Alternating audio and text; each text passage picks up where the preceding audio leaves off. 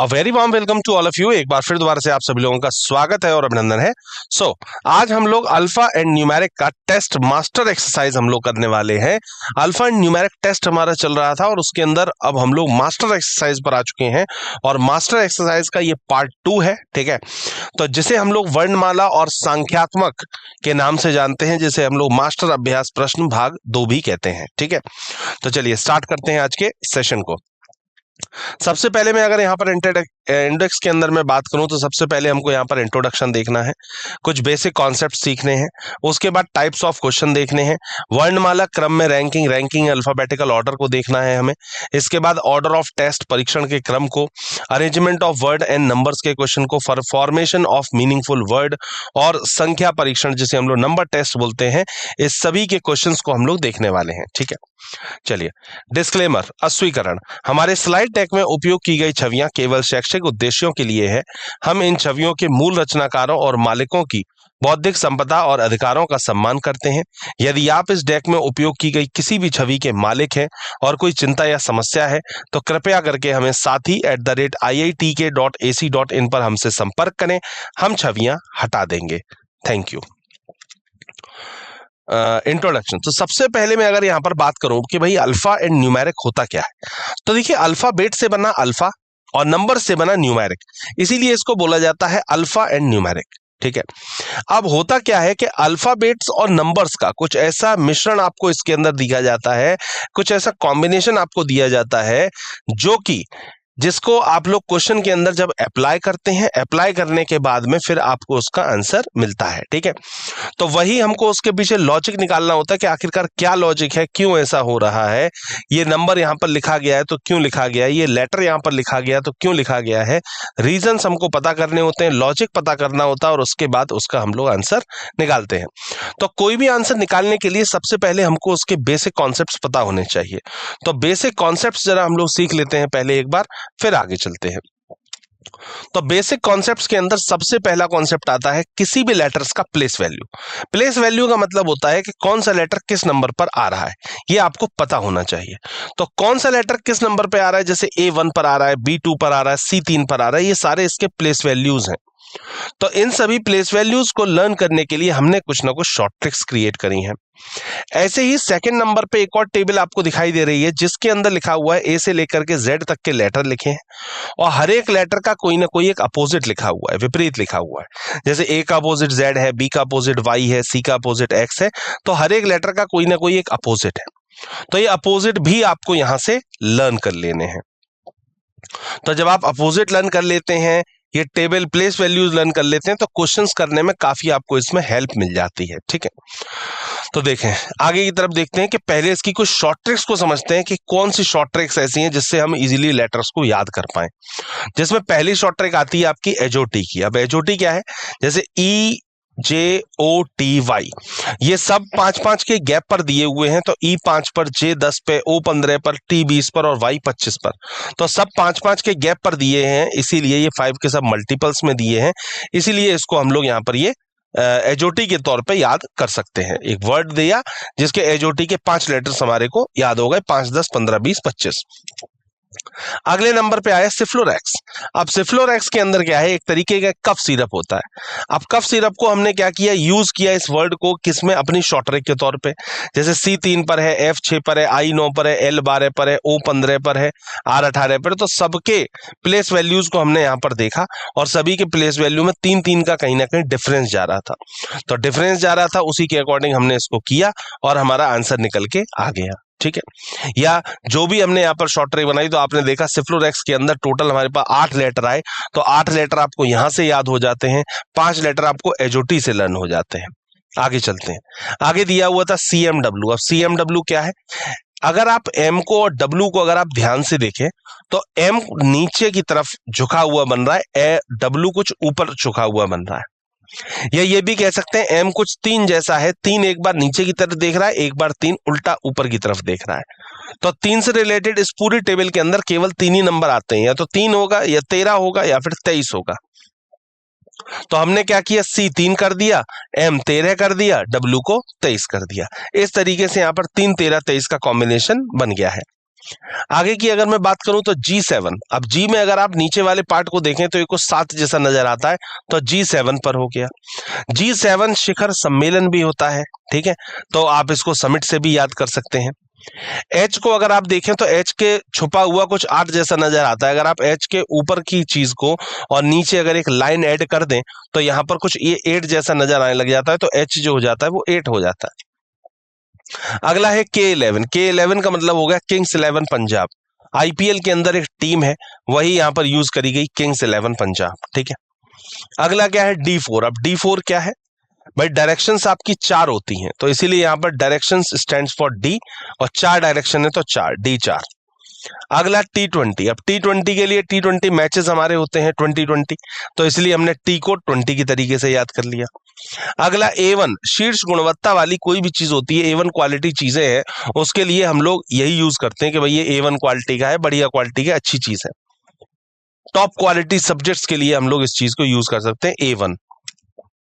अगला business to business, B2B services, तो B2 पर आता है, B2 पर आ गया। R18 को हम कैसे याद कर सकते हैं भाई, 18+ मूवीज होती हैं, R स्टैंड फॉर रेटेड, तो R स्टैंड फॉर रेटेड हो गया, तो R18 हो गया। ऐसे ही हम जानते हैं कि भाई अंग्रेजी वर्णमाला है, 26 अक्षर होते हैं, तो लास्ट लेटर 26 है, तो 26 नंबर पे Z आ गया। Q 17 पर हो गया, V 22 पर हो गया, V के अंदर 2 लाइन्स है तो 2 और 2 पर हो गया, N 14 पर आ गया। इसके बाद आईपीसी की जो 19 धारा है, और आर्टिकल का जो 19 है, ये पब्लिक सर्वेंट्स और फ्रीडम ऑफ स्पीच के लिए आपको दिखाता है, तो सर्वेंट्स स्टैंड्स फॉर S और freedom of speech stands for S, ये दोनों ही S के लिए स्टैंड कर रहे हैं। अगला अनुच्छेद 16 जो है वो equal opportunity in public employment आपको देता है, P पब्लिक एम्प्लॉयमेंट, ठीक है।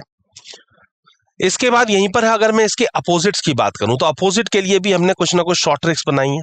अब उन अपोजिट्स की अगर मैं बात करूं तो जहां पर A का अपोजिट Z है, तो हमने यहां पर एक शब्द बना लिया कि भाई A2Z, BY के लिए बाय बना लिया, CX के लिए क्रैक्स बना लिया, DW के लिए DU बना लिया, EV के लिए इलेक्ट्रिक व्हीकल बना लिया, GT के लिए GT रोड बना लिया, FU के लिए फन बना लिया, HS के लिए हाई स्कूल, IR के लिए इंडियन रेलवेज, JQ के लिए जंगल क्वीन, KP के लिए काला पानी, LO के लिए लव, और MN के लिए मैन। तो यहाँ पर हमने कोई 13 ऐसे शब्द याद कर लिए जिसको हम कभी भूले ना, और जो कि हमेशा हमें याद रहे। आगे अगर मैं बात करूं इंट्रोडक्शन में, तो देखिए विपरीत अक्षरों का योग, कुछ और कॉन्सेप्ट्स होते हैं, उनको भी जरा सीख लीजिए। हमेशा ध्यान रखिए विपरीत अक्षरों का योग हमेशा 27 आता है। जैसे A का अपोजिट Z है, तो A आता है 1 पे, Z आता है 26 पे, टोटल करेंगे कितना हो जाएगा 27।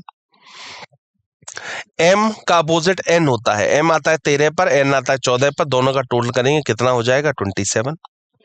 अक्षर जो A E I O U जो है, इसको हमेशा स्वर माना जाता है, और बाकी इसके अलावा जितने बचते हैं वो सारे के सारे व्यंजन होते हैं, तो ये है स्वर और ये है व्यंजन।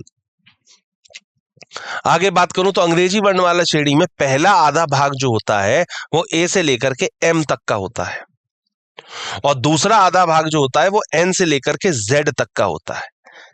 भाई टोटल 26 लेटर है, 26 का आधा होता है 13, तो 1 से लेकर के M तक हो गए 13 लेटर, 13 ये इधर बन गए, और N से Z तक बन गए अगले 13 लेटर।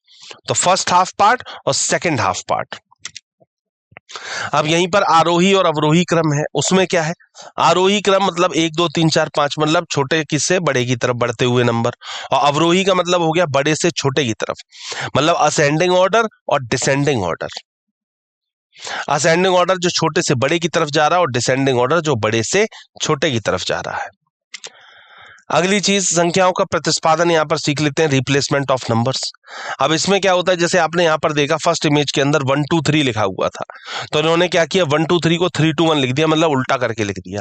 4 5 6 लिखा था तो 6 5 4 लिख दिया, मतलब उल्टा लिख दिया। 1 2 3 था तो 1 वैसा का वैसे ही रखा, 2 और 3 ने अपनी आपस में जगह इंटरचेंज कर ली। 4 5 6 था तो 4 वहीं का वहीं रख लिया, 5 और 6 ने जगह बदल ली। इसी तरीके से आगे भी कुछ कॉम्बिनेशंस आपको दिए हुए हैं। संख्याओं के भीतर अंकों की अवरोही क्रम या आरोही क्रम कैसे होता है वो भी समझ लीजिए। संख्या के भीतर अंकों का आरोही व्यवस्था होती है, जैसे 436 लिखा है 436, तो जब नंबर्स को आप सीक्वेंस में सेट करेंगे तो पहले 3 आएगा, फिर 4 आएगा, फिर 6 आएगा। 875 का 578 बनेगा, 321 का 123 बनेगा, और 782 का 278 बनेगा। यहीं पर अगर मैं अवरोही व्यवस्था की बात कर लूं तो अवरोही का मतलब होता है डिसेंडिंग ऑर्डर, मतलब बड़े से छोटे की तरफ। तो 274 को 742 बना लिया, 189 को 981 बना लिया, 890 को 980 कर लिया और 638 को 863 कर लिया है। यहीं पर अगर मैं आगे बात करूं मूल्य बल की, जिसे हम लोग बोलते हैं वैल्यू फोर्सेस, अब इसको भी सीख लेते हैं। भाई वैल्यू फोर्सेस क्या है? जैसे मान लीजिए मूवमेंट कराएगा, मान लीजिए लेफ्ट मूवमेंट बोला या राइट मूवमेंट बोला। अगर लेफ्ट मूवमेंट बोल रहा है और बाएं और दाएं दे रखा है, मतलब लेफ्ट और राइट दिया है, इसका मतलब आपस में ऐड किया जाएगा। और यहीं पर अगर दाएं मूवमेंट के अंदर राइट और लेफ्ट दिया गया है तो भी जोड़ा जाएगा। लेकिन अगर सेम एलिमेंट्स आ जाते हैं तो हमेशा माइनस किया जाएगा। यहां पर भी सेम एलिमेंट्स थे तो माइनस किया गया। तो हमेशा ध्यान रखिए, अगर सेम एलिमेंट्स आ रहे हैं तो माइनस किया जाता है, और अगर अलग अलग एलिमेंट्स आ रहे हैं तो प्लस किया जाता है। एलिमेंट्स का मतलब क्या हो गया? राइट और लेफ्ट। राइट राइट होगा, लेफ्ट लेफ्ट होगा, मतलब माइनस करना है। लेफ्ट राइट हो या राइट लेफ्ट हो, इसके अंदर हमेशा जोड़ा जाएगा। ठीक है, चलिए आगे बढ़ते हैं। अब आते हैं यहां पर हमारे क्वेश्चन पर। तो सबसे पहला क्वेश्चन आप सभी की स्क्रीन के ऊपर आ चुका है। आइए इस क्वेश्चन को पढ़ते हैं बढ़िया तरीके से, फिर क्वेश्चन को सॉल्व करेंगे। बोला गया था यदि इंटरप्रिटेशन शब्द के फर्स्ट, फोर्थ, सेवेंथ और 11th अक्षरों से एक सार्थक शब्द बनाना संभव है तो उस शब्द का तीसरा अक्षर निम्नलिखित में से कौन सा होगा? अगर एक बनेगा तो जो भी उसका तीसरा लेटर होगा वो इसका सही जवाब होगा। यदि एक से अधिक ऐसे शब्द बनाए जा सकते हैं तो उत्तर के रूप में एम दें, और यदि कोई ऐसा शब्द नहीं बनाया जा सकता है तो उत्तर के रूप में एक्स दें। If it is possible to make a meaningful word with first, fourth, seventh and 11th letter of word interpretation, which of the following will be the third letter of the word? If more than one such word can be made, give am as your answer. And if no such word can be formed, give x as your answer. Options आपको already दिए हुए हैं। Question को एक बार समझिए, करने की कोशिश करिए, फिर इसके सॉल्यूशन पर बात करते हैं जी।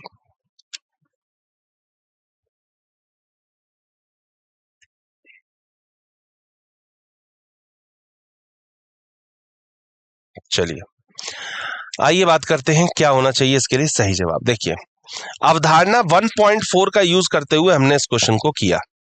दिया गया शब्द इंटरप्रिटेशन था। पहले, चौथे, सातवें और 11, पहले, चौथे, सातवें, 11 को अक्षरों को हमने उठाया तो AERT हमारे पास निकल के आया। अब AERT से मिलाकर के क्या बन रहा है? एक तो बन रहा है राइट और एक बन रहा है टायर। दो सार्थक शब्द बनके तैयार हो रहे हैं, एक राइट और एक टायर, दो शब्द बन रहे हैं। तो जब दो शब्द बन रहे हैं तब आंसर क्या देना था? यदि एक से अधिक ऐसे शब्द बनते हैं तो एम आपको आंसर के तौर पे देना है। तो डी ऑप्शन इसके लिए बिल्कुल सही है, परफेक्ट आंसर है, राइट आंसर है डी ऑप्शन, एकदम सही जवाब, बिल्कुल परफेक्ट आंसर। चलिए आगे बढ़ते हैं। अगला क्वेश्चन आया है सेकंड नंबर, आइए पढ़ते हैं। यदि निम्नलिखित अव्यवस्थित अक्षरों को पुनः व्यवस्थित करके किसी शहर का नाम बनाया जाए तो कौन सा अक्षर बीच में आएगा? बड़ा ही प्यारा क्वेश्चन पूछा गया है, बहुत समझदारी से क्वेश्चन को करिएगा, पढ़िएगा।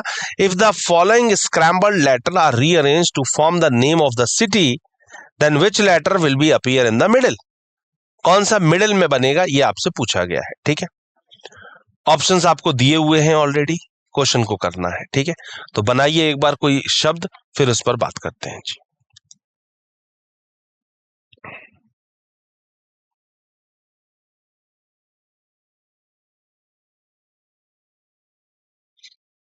चलिए आइए देखते हैं क्या होना चाहिए इसके लिए सही जवाब। देखिए एक शब्द बनाना था हमको, क्या? शहर का नाम।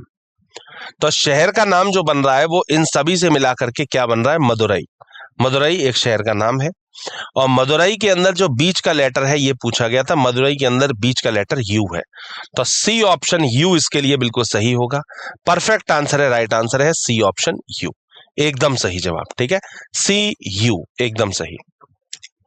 चलिए अगला क्वेश्चन आया है, यदि अंग्रेजी वर्णमाला के पहले आधे हिस्से को उलट दिया जाए। अभी थोड़ी देर पहले मैंने आपको बताया था, जब रूल समझा रहा था, जब इसके कॉन्सेप्ट समझा रहा था, कि फर्स्ट हाफ पार्ट कौन सा होता है और सेकंड हाफ पार्ट कौन सा होता है। फर्स्ट हाफ पार्ट 1 से ए से लेकर के एम तक का, और सेकंड हाफ पार्ट एन से लेकर के जेड तक का। यदि अंग्रेजी वर्णमाला के पहले आधे हिस्से को उलट दिया जाए और दूसरे आधे हिस्से को भी उलट दिया जाए, तो बाईं ओर से 12वें अक्षर के दाईं ओर 7वां अक्षर कौन सा होगा। बाईं ओर से 12वें अक्षर के दाईं ओर 7वां अक्षर कौन सा होगा, ये आपसे वो इसमें पूछना चाह रहा है। If the first half of the English alphabet is reversed and so is the second half, then which letter is 7 to the right of the 12th letter from the left side? दोनों अलग अलग elements आए हैं, ध्यान दीजिएगा। एक में right बोला गया है, एक में लेफ्ट बोला गया है। तो राइट और लेफ्ट जब अलग अलग एलिमेंट्स आते हैं तो क्या करना होता है, ऐड करना होता है। ऐड करके निकालिए आंसर इसका, फिर इसके हम लोग सॉल्यूशन पर बात करते हैं।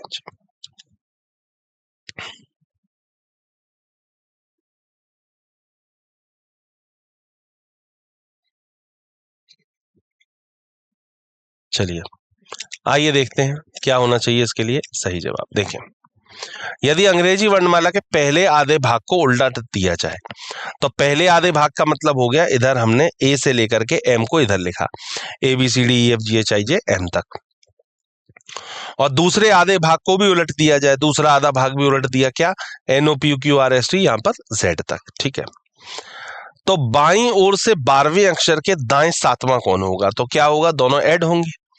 तो 12 और 7 कितना होता है, अब 12 और 7 यहां पर हो जाता है 19th। तो 19th लेटर आपका कौन सा होगा लेफ्ट एंड से, ये आपसे वो पूछना चाह रहा है। ठीक है, तो काउंट कर लीजिए, 1 2 3 4 5 6 7 8 9 10 11 12 13 14 15 16 17 18 और उसके बाद 19। तो यू जो होगा वो इसके लिए बिल्कुल सही होगा, और यू जो दिया है वो बी ऑप्शन पे दिया हुआ है, परफेक्ट आंसर है, राइट आंसर है। अवधारणा 1.1.1.a का यूज करते हुए हमने इस क्वेश्चन को किया है। सबसे पहले लेफ्ट से 12वां, और फिर जो भी लेफ्ट से 12वां है बी, उसके 7th राइट में।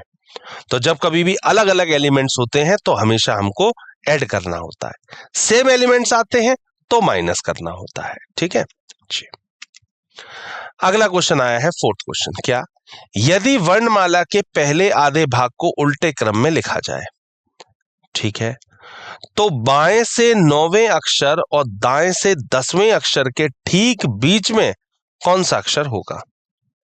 If the first half of the alphabet is written in the reverse order, which letter will be exactly middle between the 9th letter from the left and the 10th letter from the right end? Options आपको दिए हुए हैं already, एक बार कोशिश करिए इस question को करने की, बिठाइए एक बार, सिटिंग को एक बार बिठा करके देखें कि कौन सा लेटर कहां आ रहा है, फिर इसके सॉल्यूशन पर बात करते हैं।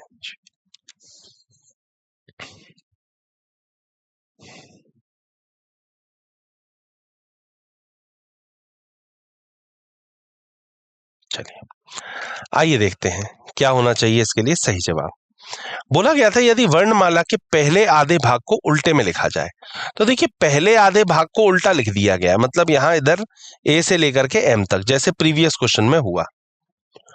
फिर उसके बाद बोला गया था उल्टे क्रम में लिख दिया, तो बाकी के तो वैसे ही रहेंगे। अब जैसे जो सेकंड हाफ है उसके लिए कुछ नहीं बोला गया है, तो जब उसके लिए कोई इंस्ट्रक्शंस नहीं दिए गए, इसका मतलब वो वैसा का वैसा ही रहना है। तो एन से लेकर के जेड तक वैसे ही लेटर रहेंगे। ठीक है, अब बोला गया था बाएं से 9वें अक्षर, मतलब लेफ्ट से 9वां, तो 1 2 3 4 5 6 7 8 9, मतलब कौन हो गया, ई। और दाएं छोर से 10वां अक्षर, 1 2 3 4 5 6 7 8 9 10, दाएं से कौन हो गया, क्यू। इन दोनों के ठीक बीच में कौन है ये पूछा गया है, तो ठीक बीच में भाई ई है और क्यू है, इन दोनों के बीच में कौन होगा, इधर से डीसी भी निकल गया, इधर से एनओपी निकल गया, तो बीच में बचा कौन, बीच में बचा ए। तो ए इसके लिए बिल्कुल सही होगा, जो कि बी ऑप्शन के ऊपर दिया हुआ है, परफेक्ट आंसर है, राइट आंसर है। 1.1.1.a अप्रोच का यूज करते हुए, कॉन्सेप्ट का यूज करते हुए हमने इस क्वेश्चन को सॉल्व किया है। यहां बाएं से 9वां अक्षर ई है और दाएं से 10वां अक्षर Q है, इसलिए हम देखते हैं कि A ठीक E और Q के बीच में है। ठीक है, तो बिल्कुल A इसके लिए परफेक्ट आंसर होगा, जो कि B ऑप्शन के ऊपर आपको दिया हुआ है। अगला क्वेश्चन आया है 5th क्वेश्चन, आइए पढ़ते हैं। यदि शब्द टैबुलेशन के अंतिम 4 अक्षरों को उल्टे क्रम में लिखा जाए, लास्ट के 4 लेटर्स को उल्टा लिखा जाए, उसके बाद अगले 2 अक्षरों को उल्टे क्रम में और फिर अगले 3 अक्षरों को उल्टे क्रम में लिखा जाए। बात समझ में आई? पहले बोला गया अंतिम 4 अक्षरों को उल्टे क्रम में लिखा जाए, फिर बोला गया उसके बाद अगले 2 अक्षरों को उल्टे क्रम में लिख दिया जाए, फिर बोला गया अगले 3 अक्षरों को उल्टे क्रम में लिख दिया जाए। तो अंत से गिनते हुए नए क्रम में 8वां अक्षर कौन सा होगा? लास्ट से शुरुआत करनी है, अंत से गिनते हुए नए क्रम में 8वां अक्षर कौन सा होगा, यह आपसे पूछा गया है। If the last 4 letter of the word tabulation are written in the reverse order followed by next 2 in reverse order and next 3 in the reverse order counting from the end, which letter would be 8th in the new arrangement? New arrangement में 8th letter कौन होगा, वो आपसे ये पूछना चाह रहा है। चलिए करिए एक बार क्वेश्चन को, फिर इसके सॉल्यूशन को देखते हैं।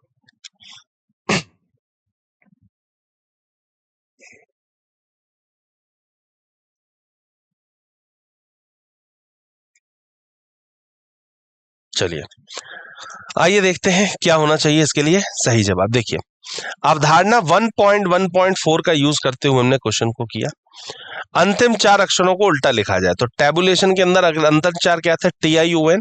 तो देखिए सबसे पहले TION उल्टा लिख दिया, फिर उसके बाद उसके अगले 2 जो थे उनको लिखा जाए। टेबुलेशन के बाद अंतिम 4 थे, फिर क्या थे? LA थे, तो LA को उल्टा लिख दिया।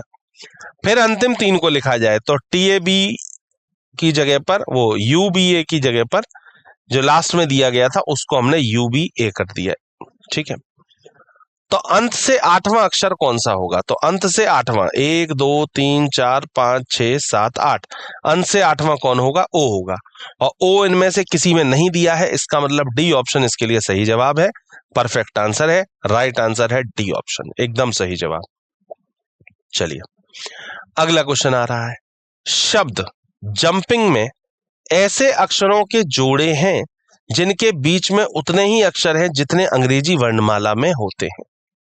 How many such pairs of letters are there in the word jumping, each of which has as many letters between them in words as in the English alphabetical order? मतलब जितने English alphabetical order के according उसमें आते हैं बीच में, उतने ही यहां पर भी देखने को मिल रहे हैं। ऐसे कितने सेट बनके तैयार हो रहे हैं, यही आपको इसके अंदर देखना है। कितने आ रहे हैं फर्क इस बात से पड़ता है, कौन से लेटर आ रहे हैं इस बात से हमें कोई फर्क नहीं पड़ता है। ध्यान दीजिएगा, क्वेश्चन में ये बोला गया कितने लेटर आ रहे हैं, नंबर ऑफ लेटर कितने हैं ये चीज चेक करनी होगी। अब A और C का एक कॉम्बिनेशन मान लीजिए दिया है, तो आपको A और C देखना है, बीच में B आए या B की जगह पर C लिखा हो या D लिखा हो, कुछ भी लिखा हो, उससे फर्क नहीं पड़ता है। ठीक है, चलिए करिए एक बार क्वेश्चन को, फिर देखते हैं।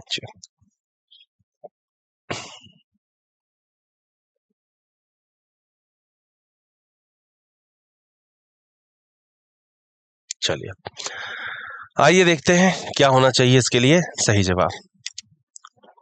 अवधारणा 1.3 का यूज करते हुए हमने क्वेश्चन को किया, जंपिंग के सारे लेटर को लगाया और इसके बाद हमने देखा कि यहाँ N और P के बीच में चेक करिए, N आता है 14 पर, P आता है 16 पर, NOP मतलब बीच में सिर्फ एक ही लेटर आना चाहिए। तो एक सेट तो हमारा ये वाला बन के तैयार हो रहा है। एक सेट आपका ये बन रहा है GHI, दोनों के बीच में एक लेटर होना चाहिए, तो एक लेटर दिया हुआ है। मैंने कहा था कितने लेटर हैं फर्क इस बात से पड़ता है, ना कि इससे कि वो कौन सा लेटर है। अब बीच में इन दोनों के H आता है, ये बात मुझे भी पता है और आपको भी पता है, लेकिन हमें H से मतलब नहीं है। हमें क्वेश्चन में ये पूछा गया कि कितने ऐसे सेट बन के तैयार हो रहे हैं जिसमें उतने ही लेटर आ रहे हो जितने इंग्लिश अल्फाबेट में होते हैं।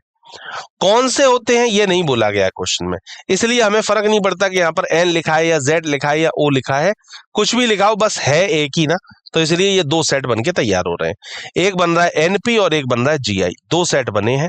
दो का मतलब सी ऑप्शन इसके लिए बिल्कुल सही है।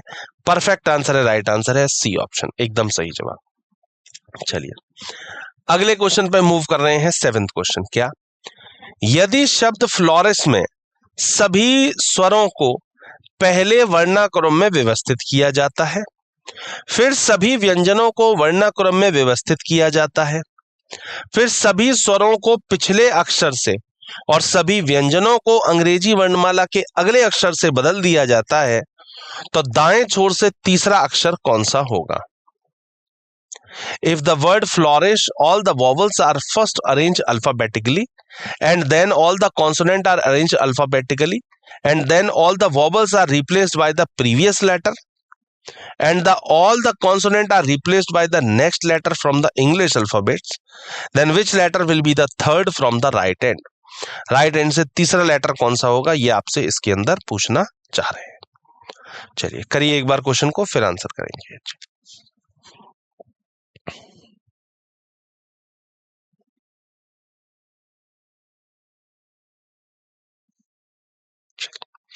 तो सबसे पहले तो हम लोग ये करते हैं कि फ्लोरिश के जितने भी स्वरों को पहले तो उनको लगा लेते हैं सीक्वेंस में, और फिर जितने भी व्यंजन दे रखे हैं उनको भी लगा लेते हैं। तो पहले तो हम लोग सीक्वेंस लगाते हैं, फिर उसके बाद जैसा बोला जाएगा वैसे चेंजेस कर देंगे, ठीक है।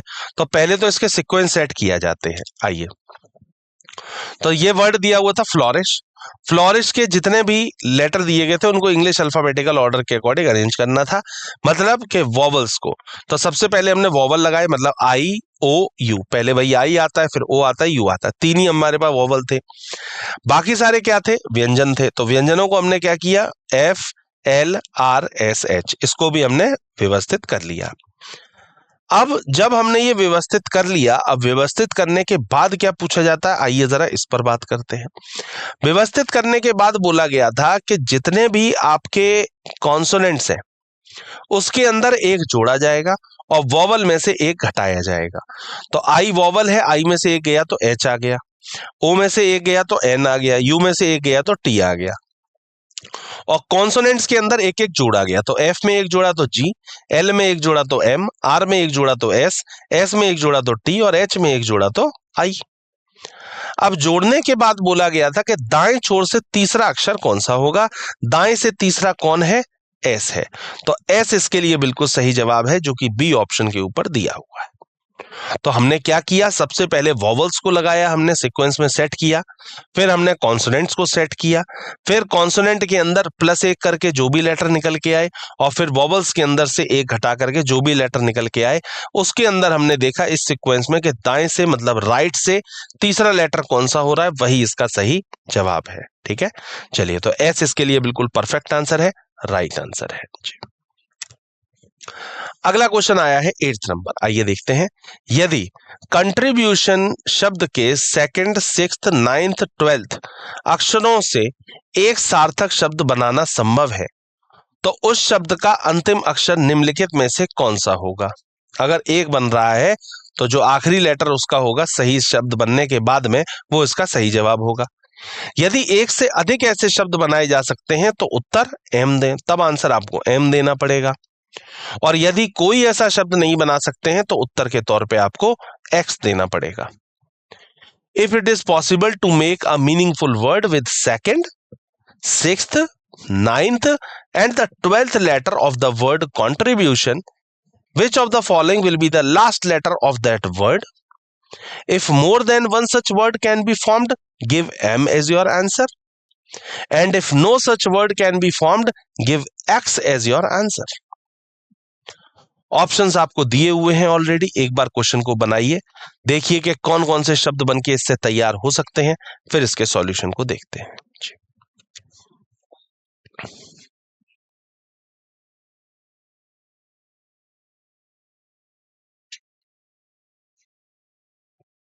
चलिए आइए देखते हैं क्या होना चाहिए इसके लिए सही जवाब। देखिए, अवधारणा 1.4 का यूज करते हुए हमने क्वेश्चन को किया।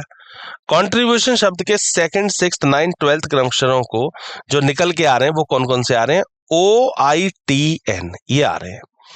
अब OINT से या OINT से इनसे केवल कौन कौन से शब्द बन सकते हैं एक बार देखें।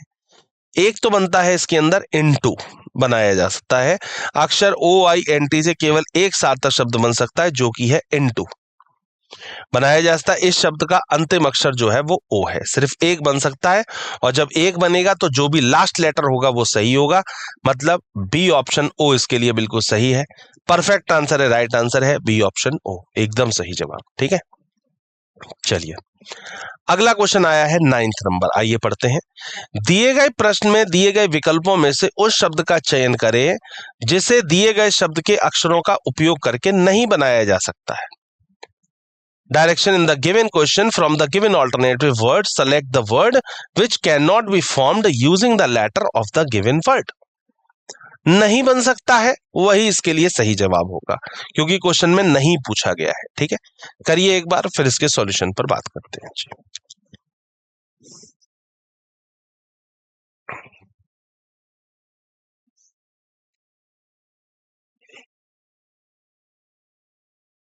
चलिए देखते हैं एक बार। जो अप्रोच लगाई गई है, जो कॉन्सेप्ट लगाया गया वो 1.4 लगाया गया है। वर्कशॉप दिया हुआ था, दिए गए विकल्पों शब्द जो नहीं बनाया जा सकता है, ध्यान देकर नहीं वाला पूछा गया। तो वर्कशॉप से क्या नहीं बन सकता है, क्रो नहीं बन सकता है। क्यों? क्योंकि वर्कशॉप में कहीं पर भी सी नहीं आ रहा और क्रो के अंदर सी आ रहा है।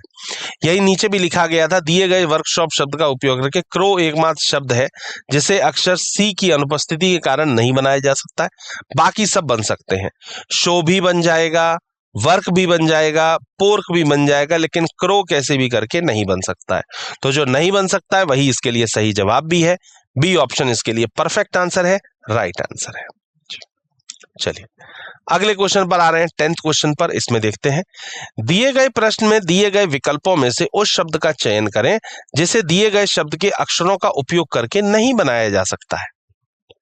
In the given question from the given alternative words, select the word which cannot be formed using the letter in the given word.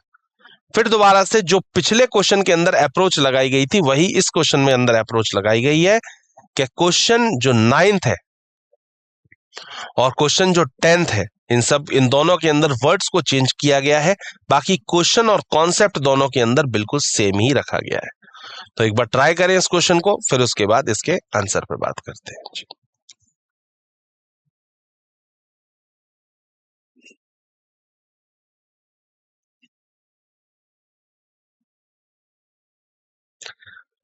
जी भाई, बोला गया था कौन सा नहीं बनाया जा सकता है। तो अट्रैक्शन से क्या नहीं बन सकता है, कॉशन नहीं बन सकता है। क्यों? क्योंकि कॉशन के अंदर यू आ रहा है और अट्रैक्शन में कहीं पर भी यू नहीं दिया है, हमसे नहीं ही पूछा गया था, तो ए ऑप्शन कैसे भी करके तैयार नहीं कर सकते हैं, बाकी सारे बन सकते हैं। ठीक है, क्योंकि यू जो है वो अनुपस्थित है उसके अंदर, यू की वजह से ये नहीं बन पाएगा। ठीक है, बाकी ट्रैक्शन, रैशन, कार्टन, ये सारे चीजें, ये तीनों वर्ड्स बन के तैयार हो सकते हैं, कॉशन कैसे भी बन के तैयार नहीं हो पाएगा। ठीक है, चलिए ठीक है, फिर मुलाकात होती है आगे के सेशंस में। तब तक के लिए थैंक यू सो मच।